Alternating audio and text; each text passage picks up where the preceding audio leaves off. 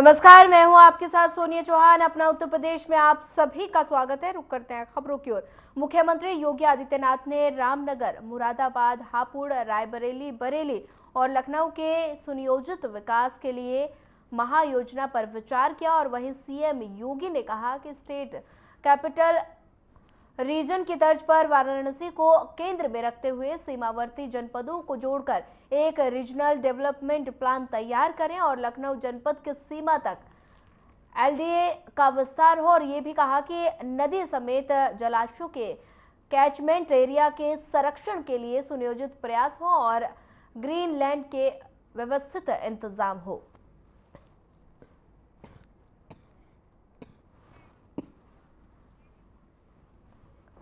बता दें कि सुनियोजित विकास के लिए सीएम योगी ने कहा कि सीएम ने महायोजना पर विचार हो, ये कहा, और ग्रीन लैंड का हो व्यवस्थित इंतजाम, ये भी सीएम योगी ने कहा।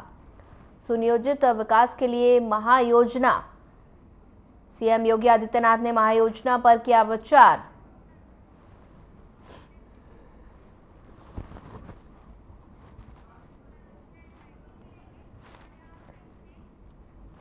बढ़ते हैं अगली खबर की ओर। माघ पूर्णिमा के दिन गंगा में स्नान का एक अलग ही महत्व होता है। विश्व परिषद हरिद्वार की हर की पौड़ी पर सुबह से ही श्रद्धालुओं की भारी भीड़ देखी जा रही है। श्रद्धालु मां गंगा में आस्था की डुबकी लगाने के साथ ही दान, जप, हवन कर रहे हैं। और वहीं से लेकर हमारे चैनल हेड ने वहां के पुजारियों से बातचीत की, देखिए। हर की पौड़ी मनोकामना, जैसे हमने आपको अपना वायदा किया था कि हम आपको हर की पौड़ी से सीधा आपको आज दर्शन कराएंगे माँ गंगा के। आप देखिए, बस सूर्योदय, मैं चाहूंगा कि एक थोड़ा क्लोजअप जरूर दिखाएं।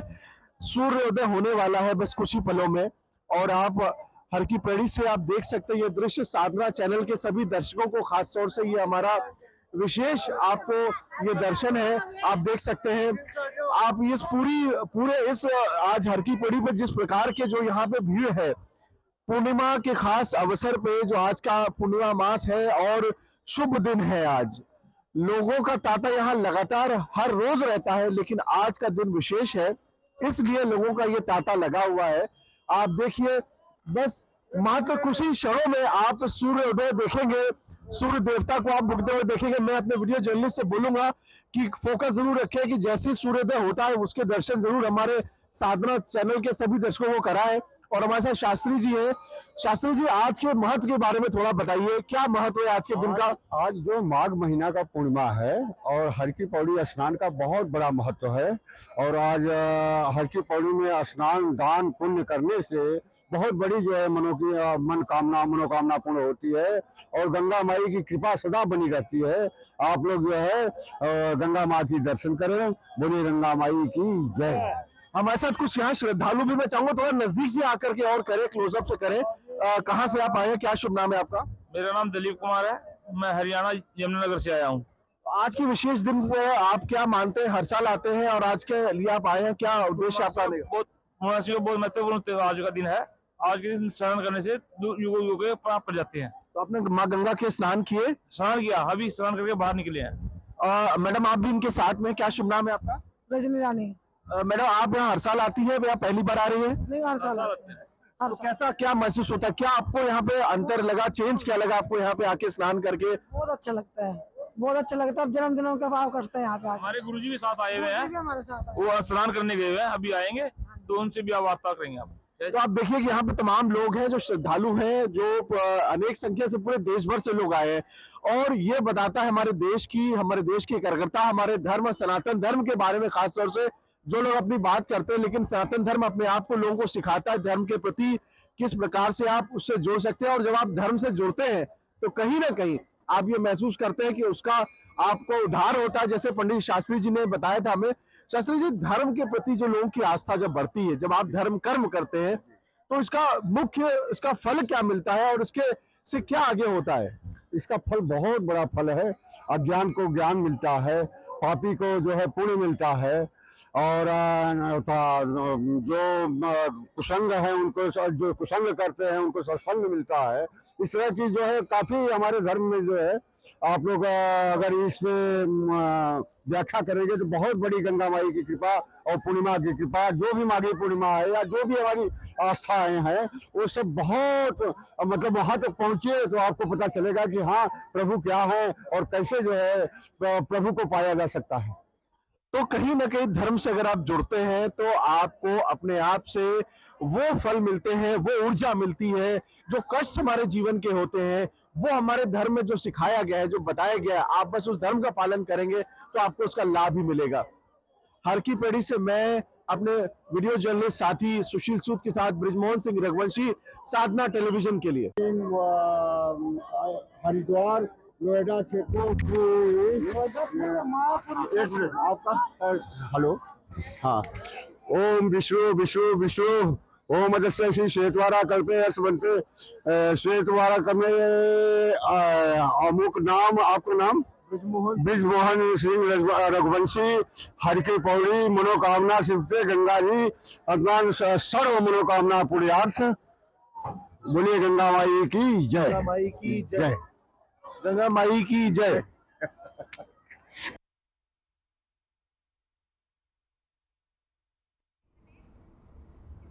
मुख्यमंत्री योगी आदित्यनाथ ने जनपद कासगंज में हुए सड़क हादसे का संज्ञान लिया। मुख्यमंत्री ने मृतकों के शोक संतृप्त परिजनों के प्रति संवेदना व्यक्त की। वहीं मुख्यमंत्री ने घायलों को तत्काल अस्पताल पहुंचाकर जिला प्रशासन के अधिकारियों को उनके समुचित उपचार के निर्देश दिए और साथ ही घायलों के शीघ्र स्वस्थ होने की भी कामना की। और वहीं मुख्यमंत्री ने जिला प्रशासन के अधिकारियों को मौके पर पहुंचकर राहत कार्य में तेजी लाने के निर्देश दिए। मुख्यमंत्री योगी आदित्यनाथ ने कासगंज में हुई सड़क दुर्घटना में एटा निवासी मृतकों के परिजनों को तत्काल 2 लाख रुपए की सहायता दिए जाने के निर्देश दिए हैं और साथ ही सभी गंभीर घायलों को तत्काल 50,000 रुपए दिए जाने के निर्देश दिए। वहीं मुख्यमंत्री ने घायलों के समुचित उपचार के भी निर्देश दिए हैं।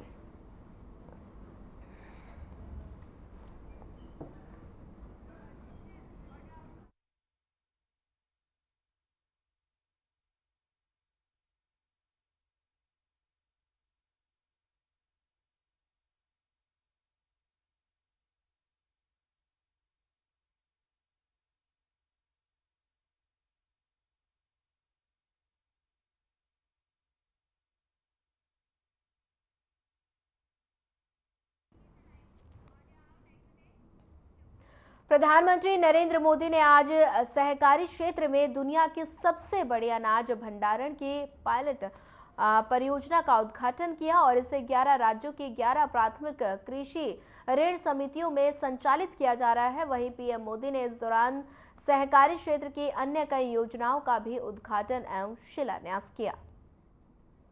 इसी सोच के साथ आज का ये कार्यक्रम हो रहा है।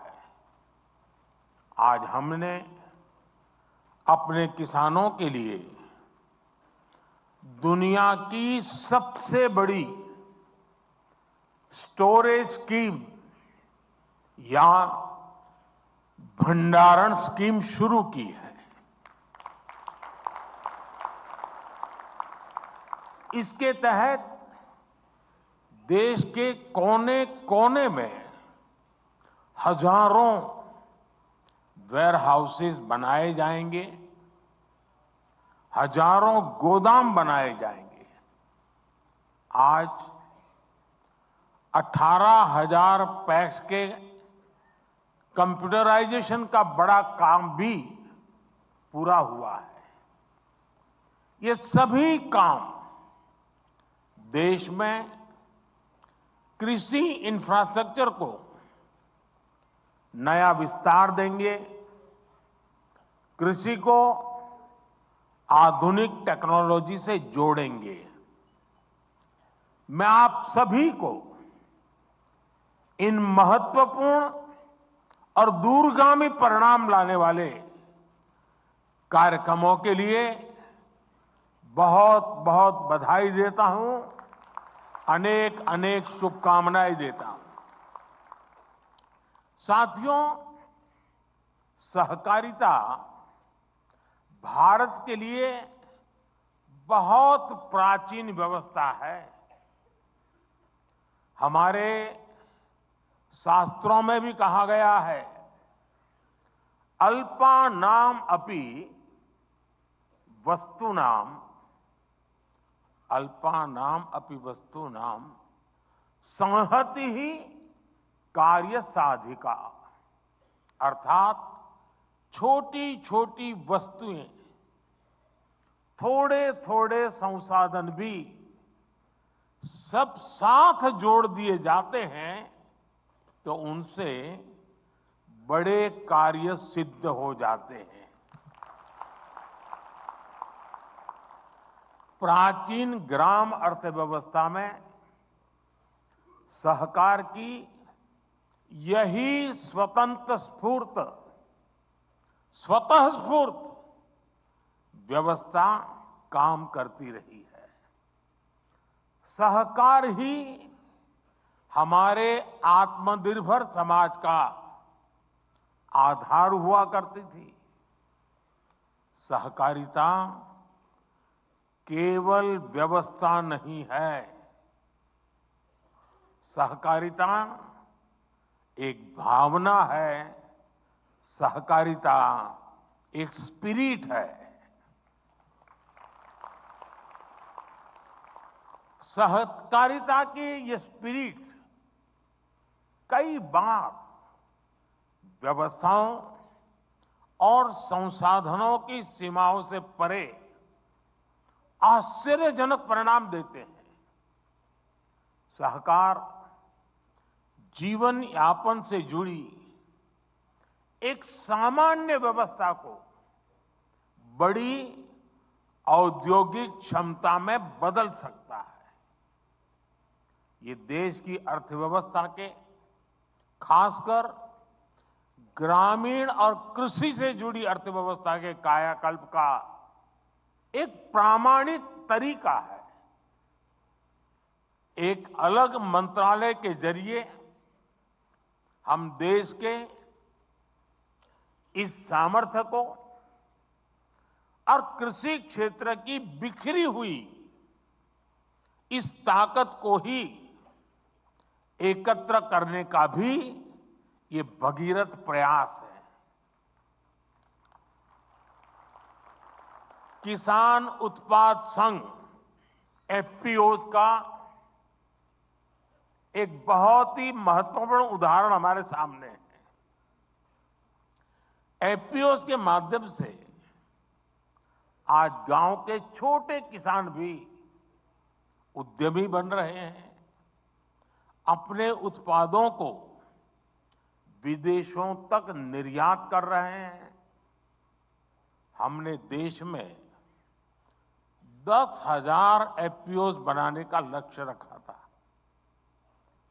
एक अलग सहकारिता मंत्रालय होने के उसका नतीजा ये है कि देश में 8,000 एफपीओ का गठन ऑलरेडी हो चुका है, कार्यरत हो चुके हैं। कई एफपीओ की सक्सेस स्टोरी की चर्चा आज देश के बाहर भी हो रही है। इसी तरह एक और संतोषजनक बदलाव ये आया है कि सहकारिता का लाभ अब पशुपालकों और मछली पालकों तक भी पहुंच रहा है। मछली पालन में आज 25,000 से ज्यादा सहकारी इकाइयां काम कर रही हैं।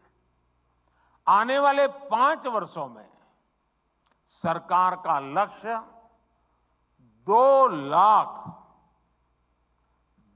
लाख सहकारी समितियां बनाने का है और इनमें एक बड़ी संख्या फिशरीज सेक्टर की सहकारी समितियों की भी होने जा रही है। साथियों, सहकारिता की ताकत क्या होती है? गुजरात में मुख्यमंत्री के रूप में मैंने इस ताकत को अनुभव किया है। गुजरात में अमूल की सफलता की गाथा आज पूरी दुनिया जानती है। हम सब दुनिया भर के बाजार में पहुंच चुके लिज्जत पापड़ के बारे में भी जानते हैं। इन सभी आंदोलनों को मुख्य रूप से देश की महिलाओं ने ही लीड किया है। आज देश में भी डेयरी और कृषि में सहकार से किसान जुड़े हैं। उनमें करोड़ों की संख्या में महिलाएं ही हैं। महिलाओं के इसी सामर्थ्य को देखते हुए सरकार ने भी सहकार से जुड़ी नीतियों में उन्हें प्राथमिकता दी है। आप जानते हैं कि हाल में ही multi state cooperative society act में सुधार लाया गया है। इसके तहत मल्टी स्टेट कोऑपरेटिव सोसाइटी के बोर्ड में महिला डायरेक्टर्स होना अनिवार्य कर दिया गया है। हमारे देश में संसद में अगर नारी शक्ति वंदन अधिनियम पास होता है तो बहुत चर्चा होती है, लेकिन ये उतनी ही ताकत वाला बड़ा महत्वपूर्ण कानून हमने बनाया है, लेकिन बहुत कम लोग उसकी चर्चा करते हैं। साथियों, सहकारिता किसान की व्यक्तिगत समस्याओं का कैसे सामूहिक शक्ति से समाधान करती है, भंडारण भी इसका एक बड़ा उदाहरण है। हमारे यहां भंडारण से जुड़े इंफ्रास्ट्रक्चर के अभाव में किसानों को बहुत नुकसान उठाना पड़ता था।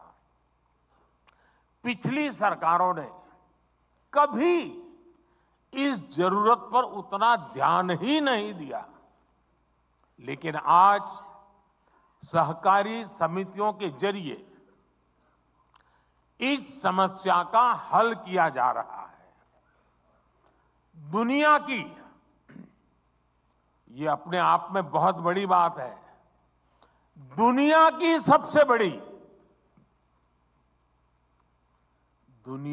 सबसे बड़ी भंडारण योजना के तहत अगले 5 वर्ष में 700 लाख मैट्रिक टन भंडारण की क्षमता तैयार की जाएगी। इस अभियान में 1.25 लाख करोड़ रुपए से ज्यादा का खर्च आएगा। इस योजना के पूरा होने पर हमारे किसान अपने उत्पादों को अपनी जरूरत के मुताबिक भंडारण में रख करके स्टोर कर पाएंगे। उन्हें बैंकों से ऋण लेने में भी आसानी होगी और वो सही समय पर, जब उनको ठीक लगे कि हां अब माल बेचने के लिए बाजार ठीक है, सही समय पर अपने उत्पाद को बाजार में ले जाकर बेच भी पाएंगे। साथियों, विकसित भारत के लिए भारत की कृषि व्यवस्थाओं का आधुनिकीकरण भी उतना ही जरूरी है। हम कृषि क्षेत्र में नई व्यवस्थाएं बनाने के साथ ही पैक्स जैसी सहकारी संस्थाओं को नई भूमिकाओं के लिए तैयार कर रहे हैं। ये समितियां अब प्रधानमंत्री जन औषधि केंद्र का भी काम कर रही है। इनके द्वारा हजारों प्रधानमंत्री किसान समृद्धि केंद्र भी संचालित हो रहे हैं। हमने सहकारी समितियों को पेट्रोल और डीजल के रिटेल आउटलेट में भी बदला है। कई समितियां पर एलपीजी सिलेंडर भी मिलने लगे हैं। कई गांवों में पैक्स पानी समितियों की भूमिका भी निभा रही है। यानी पैक्स की ऋण समितियों की उपयोगिता भी बढ़ रही है, उनकी आय के साधन भी बढ़ रहे हैं। यही नहीं, सहकारी समितियां अब कॉमन सर्विस सेंटर के तौर पर गांवों में सैकड़ों सरकारी सुविधाएं भी दे रही है। अब कंप्यूटर के जरिए ये समितियां टेक्नोलॉजी और डिजिटल इंडिया से जुड़े अवसरों को और बड़े स्तर पर किसानों तक पहुंचाएगी। इससे ग्रामीण क्षेत्र में युवाओं के लिए रोजगार के नए अवसर भी बनेंगे। साथियों, विकसित भारत के संकल्प की सिद्धि, इसके लिए मैं आप सभी की भूमिका, सहकारी संस्थाओं की भूमिका का महत्व बहुत ज्यादा है, इस बात को समझता हूं। इसलिए आप सभी से मेरी अपेक्षा भी कुछ ज्यादा है। और आखिरकार अपेक्षा तो उन्हीं से होती है जो करते हैं। जो नहीं करते उनसे अपेक्षा कौन करेगा?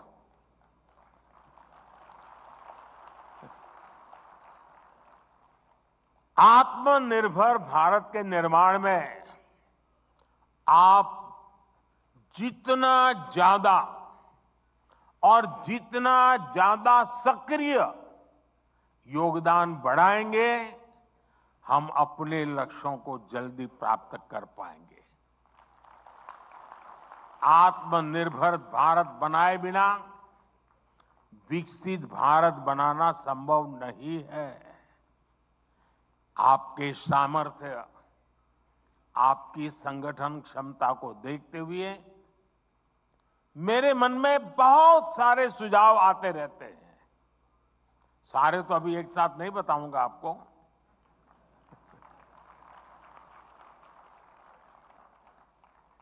लेकिन कुछ मैं इशारा करना चाहता हूं।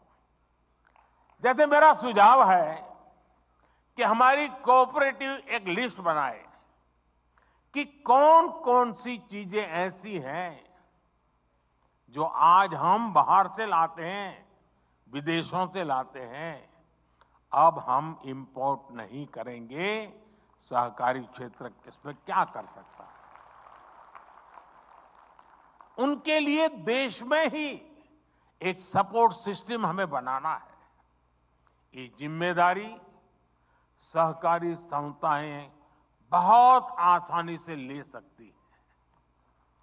अब जैसे हम कृषि प्रधान तो देश कहलाए जाते हैं, लेकिन ये भी सच्चाई है कि जो कृषि प्रधान देश के रूप में हम पिछले 75 साल से गीत गाते रहते हैं, लेकिन ये दुर्भाग्य देखिए, हजारों करोड़ रुपए का खाने का तेल हर वर्ष इंपोर्ट करते हैं। खाने के तेल में हम आत्मनिर्भर कैसे हो? इसी मिट्टी में पैदा हुआ तिलहन, उससे निकला हुआ तेल हमारे नागरिकों के जीवन को अधिक ताकत दे सकता है। और इसके लिए अगर मेरे सहकार क्षेत्र के साथी काम न करे तो कौन करेगा? मैं सही कह रहा हूं कि नहीं कह रहा हूं? आप ही करेंगे ना? करना चाहिए ना? हमें अब आप देखिए, खाने का तेल भी बाहर से आता है, और ऊर्जा के लिए जो तेल चाहिए गाड़ी चलाने के लिए, ट्रैक्टर चलाने के लिए, पेट्रोल, डीजल, ये फ्यूल से जुड़ा अपना इंपोर्ट बिल भी, इसको भी हमें कम करना है। इसके लिए हम इथेनॉल को लेकर आज बहुत बड़ा काम कर रहे हैं। बीते 10 वर्षों में इथेनॉल के प्रोडक्शन, खरीद और ब्लेंडिंग तीनों में कई गुना बढ़ोतरी हुई है। आज ये काम ज्यादातर चीनी मिलों के जिम्मे है और सरकारी कंपनियां उनसे इथेनॉल खरीदती है। क्या इसमें सहकारी समितियां नहीं आ सकती है क्या? जितनी ज्यादा आएगी उतना ही इसका स्केल और बढ़ जाएगा। दालों के इंपोर्ट को कम करने का, अब देखिए कृषि प्रधान देश धार बाल से ला करके खाते हैं। दालों के इंपोर्ट को कम करने के मामले में भी मेरे सहकारिता क्षेत्र के लोग बहुत बड़ा काम कर सकते हैं, अग्रणी भूमिका निभा सकते हैं। मैन्युफैक्चरिंग से जुड़े भी अनेक छोटे छोटे सामान हैं जो हम सभी इंपोर्ट करते हैं, लेकिन कोऑपरेटिव्स की मदद से हम उन्हें देश में ही बना सकते हैं। साथियों, आज प्राकृतिक खेती पर हम बहुत बल दे रहे हैं। इसमें भी कोऑपरेटिव्स बहुत बड़ी भूमिका निभा सकते हैं। अन्नदाता को ऊर्जादाता और अन्नदाता को उर्वरक दाता बनाने में भी कोऑपरेटिव की बहुत बड़ी भूमिका है। अगर कोऑपरेटिव उसमें हाथ लगा दें, एकदम तेजी से परिणाम आ जाएगा। अब देखिए, रूफटॉप सोलर हो या फिर खेत की मेड़ पर छोटे छोटे सोलर पैनल लगाने हो, इसमें 50। फिलहाल इस बुलेटिन में इतना ही। ज्यादा खबरों के लिए बने रहिए हमारे साथ। नमस्कार।